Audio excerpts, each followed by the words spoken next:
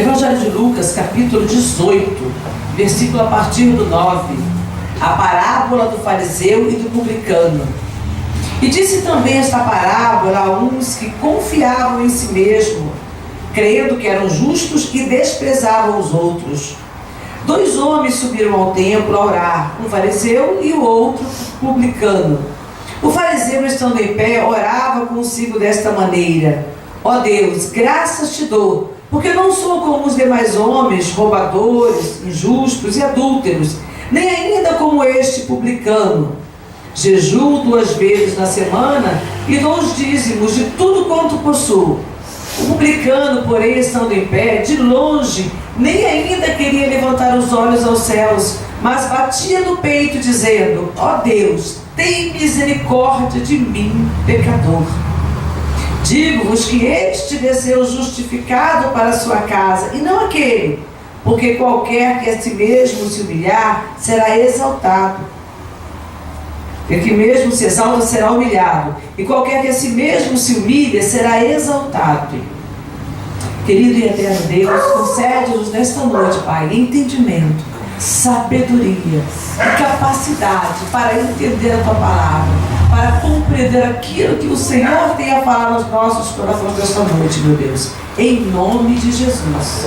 Em nome de Jesus. Amém? Os irmãos podem sentar? Eu estava hoje de manhã na consagração orando, né, e me lembrando dessa passagem. Quantas vezes nós conversamos com as pessoas e as pessoas se preocupam muito com o tipo de pecado que é cometido, né? Esse fulano cometeu tal pecado, vamos extirpá-lo, né? Antigamente as pessoas, as igrejas de um modo geral, elas tinham o hábito de excluir da comunhão. Fulano está excluído da comunhão ou está no banco. Hoje poucas vezes isso é feito, né? Hoje poucos ministérios ainda usam excluir, a não ser que seja um caso muito grave, uma coisa muito terrível, mas de um modo geral hoje não. Antigamente até uma roupa que a pessoa usava fora da doutrina local, a pessoa já era excluída, ou no mínimo ela ficava no banco, não podia ceiar, não podia louvar, não podia fazer nada, só participar do banco, só sentar e assistir o culto.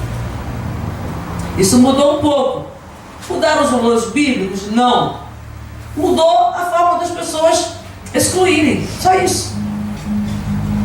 Porque as pessoas continuam sendo excluídas da comunhão. Elas não são impedidas de cantar, não são impedidas de tocar na ceia, mas muitas vezes são excluídas da comunhão porque cometeram determinado tipo de pecado. Isso ainda existe. Às vezes a gente escuta a pessoa falar: olha, mas eu passei a mão pela paz do Senhor, né? Ou o irmão não quis falar comigo. Então a pessoa fica meio de lado, fica meio de canto. E meditando nessa palavra hoje, eu fico pensando, a Bíblia diz aqui que um estava lá todo contente com a sua santidade. Eu jejuo, eu dou os dízimos, eu faço isso, eu faço aquilo outro. E ainda apontou: eu não sou como ele, eu não sou como esse publicano, eu não sou como esse pecador, né? E ele todo feliz, todo prosa, cantando, né, vantagem ali na frente, falando e se auto-glorificando. O outro estava lá no canto: Senhor, tem cabeça baixa, não estava lá na frente não, estava lá atrás, estava distante. Tem misericórdia de mim, Senhor, tem misericórdia de mim, eu sou pecador. E aí Jesus fala: aquele desceu justificado e não o outro. Por quê? Qual era a diferença entre esses 2 homens? Um estava andando certinho,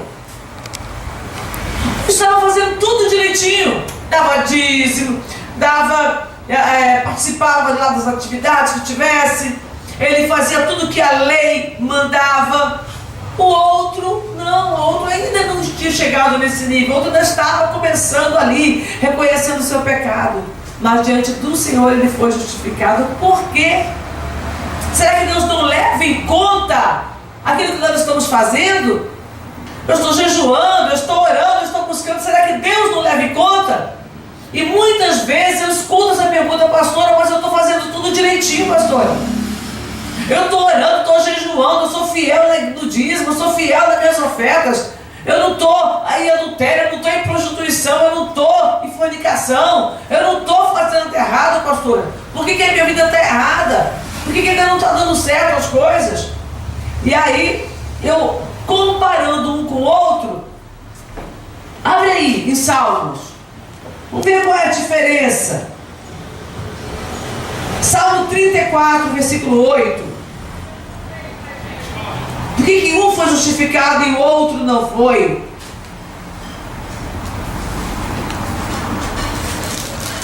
Desculpa, 34, 18. Perto está o Senhor dos que têm o coração quebrantado e salva os contritos de espírito. O Senhor está perto de quem? Oi? Tem o coração quebrantado. Dos que têm o coração quebrantado. Né? A tradução aí é o quê? Desanimado. Desanimado. Quando a pessoa, ela não tem, mas aqui no sentido de o quebrantado, eu queria essa tradução que eu gostei mais, porque é aquela pessoa que não tem forças mais. Aquele homem lá estava lá. Quando você não vê mais em você nada. Por quê? Porque não está em mim a santificação. Eu me santifico, eu me separo do pecado porque eu fui santificada pela palavra. A palavra entrou em mim e fez com que eu me apartasse do pecado. Então já não sou eu, é a palavra que está agindo na minha vida. Ou seja, é dom de Deus. E se é dom de Deus, eu não tenho com que me gloriar. Quebrantado, coração arrependido. Coração quebrantado. Ali, dentro dessa passagem aqui, a expressão mais correta até seria arrependido, né? Porque você arrependeu. Ela sabe, e o coração dela, por que a expressão quebrantada? Porque ela sabe. Ela reconhece o seu pecado, ela se arrependeu e ela sabe da sua necessidade diante de Deus. Ela sabe do quanto ela está pequenininha diante do Senhor. É como se o coração se partisse todo. Não é assim que a pessoa se sente? Quando você faz alguma coisa que constrange ao Senhor, que você se arrepende, que você sabe que está numa situação difícil, o teu coração não fica pequenininho, despedaçado. É isso. É isso que a palavra está falando. Então eu tenho que entender uma coisa. Eu tenho que entender que não é mérito meu. Então não adianta eu me gabar daquilo que eu faço para o Senhor. Eu preciso sim ter o meu coração quebrantado diante dele. Porque a Bíblia diz que o Senhor atenta para o coração quebrantado. Não foi o que nós lemos aqui no versículo 18? O Senhor está perto daqueles que têm o coração quebrantado. E Ele salva aqueles que estão contritos de espírito. E em Lucas, vamos voltar lá para Lucas, mas não no 18, no versículo 4. São Lucas capítulo 4. Olha o que Jesus fala aqui. Capítulo 4, versículo 18. Tudo no 18. Lucas 18, Salmo 34, 18, Lucas 4, 18. Então vamos lá. O Espírito do Senhor Jesus é sobre mim, pois que me ungiu para evangelizar os pobres, enviou-me a curar os quebrantados de coração. Então aquele que está com o coração quebrantado diante do Senhor, o Senhor vai curar esse coração.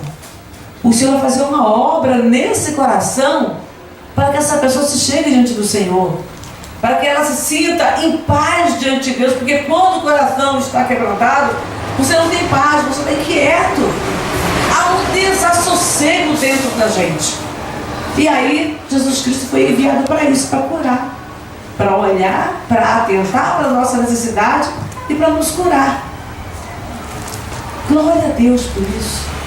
Louvado seja o nome do Senhor que não deixou, não nos deixa desamparados, não nos deixa entristecidos, não nos deixa abandonados.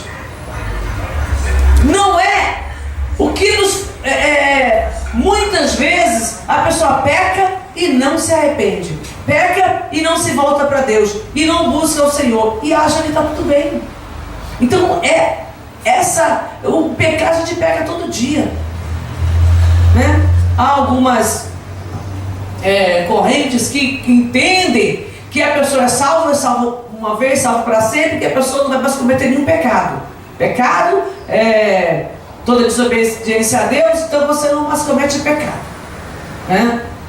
Mas a palavra fala que não há um justo. A nossa justiça vem do Senhor. Eu não posso. Lá então João fala que nós não permanecemos na prática do pecado. Porque cada vez que você mente, você está pecando.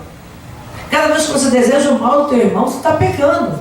Isso é pecado. Não mudou, não. A Bíblia não mudou, não.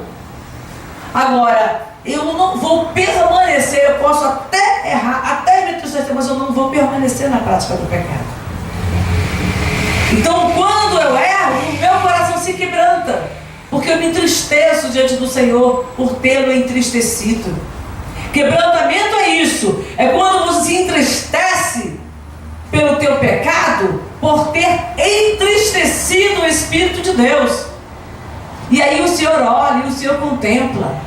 Como aconteceu com Pedro.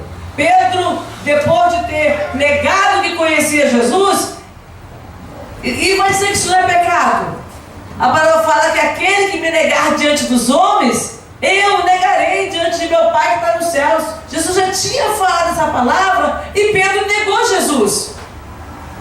Mas Pedro negou, ele percebeu o que tinha feito e ele se arrependeu. Amém? Ele pecou, ele errou naquele momento. Foi um momento de fraqueza, temendo pela própria vida. Ora, se o mestre deles, Jesus, tinha sido preso e seria morto, seria crucificado, ele viu que Jesus Cristo estava indo ali e não tinha volta. Ele vendo todo o sofrimento de Jesus, o julgamento de Jesus, ele fala: agora eu vou dizer que eu pertenço ao grupo que estava com ele, vão fazer a mesma coisa comigo. Agora eu estou aqui dentro do sinédrio, tem uma espada vai me salvar aqui dentro. Jesus, que poderia me salvar, o meu Salvador, está lá preso. Não vou ter ajuda dele. Mas, então ele negou uma vez, negou duas vezes, negou 3 vezes. Mas quando ele se deu conta que o galo cantou, que ele lembrou de Jesus, e acho que no Evangelho de João fala que ele viu o Senhor passava e olhou para ele. Quando ele viu o Senhor, ele ouviu o galo cantar, ele lembrando das palavras, a palavra diz que ele saiu dali e chorou amargamente. É o momento em que é um quebrantamento do coração dele, em que ele se arrepende daquilo que ele praticou, daquilo que ele cometeu, aonde ele se aproxima de Deus, ele se coloca à disposição do Senhor, e a palavra diz que o Senhor, perto está o Senhor daqueles que têm o coração quebrantado. Então o Senhor passa a ficar perto naquele momento ali. O Senhor está ouvindo a Pedro, o Senhor se aproxima de Pedro, e Pedro, ele novamente restaurado a comunhão com Deus.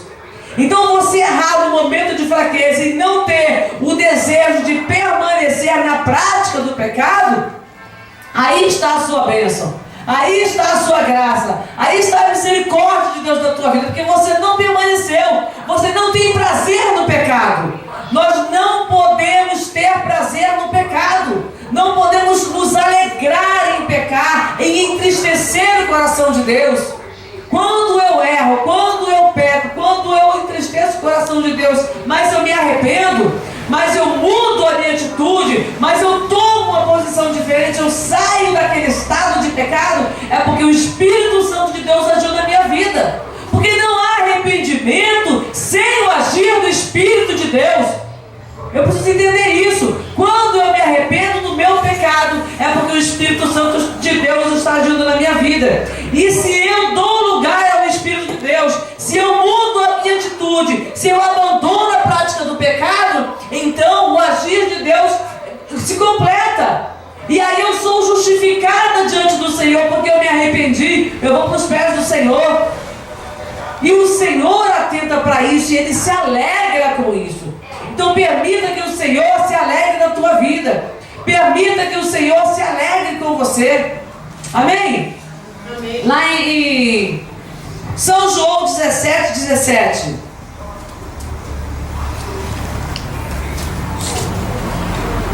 São João 17:17 está escrito aqui, olha: santifica-os na verdade, a tua palavra é a verdade. Então a santificação não está em mim, a santificação vem de Deus. É o Senhor que me santifica pela sua palavra. Eu não sou santo porque eu faço as obras, eu não sou santo porque eu tomo as atitudes, eu sou santo porque a atitude é gerada, porque a obra já foi feita dentro de mim. Amém? As atitudes que nós tomamos diante do Senhor são uma prova de que o Espírito de Deus está agindo. As atitudes que eu tomo diante do Senhor são uma prova de que Deus está trabalhando na minha vida, que Deus está mudando o meu interior, que Deus está mudando o meu ser. Em nome de Jesus Cristo, eu tenho que atentar para isso, tenho que entender essas coisas, para que eu não venha continuar fazendo como eu fazia antes, para que eu não venha continuar caminhando como eu caminhava antes. Eu hoje estou aqui para glorificar o Senhor, mas eu não vou glorificar o Senhor levantando a minha mão e declarando justiça própria. Eu preciso levantar as minhas mãos e declarar a justiça de Deus na minha vida. É Deus, na sua misericórdia, que tem me conservado na presença dEle. É Deus, na sua misericórdia, que tem fortalecido a minha fé, que tem me capacitado a caminhar diante dEle. Então eu preciso perseverar na presença do Senhor com o coração quebrantado, porque a palavra diz que é o coração quebrantado e contrito o Senhor não despreza. Amém?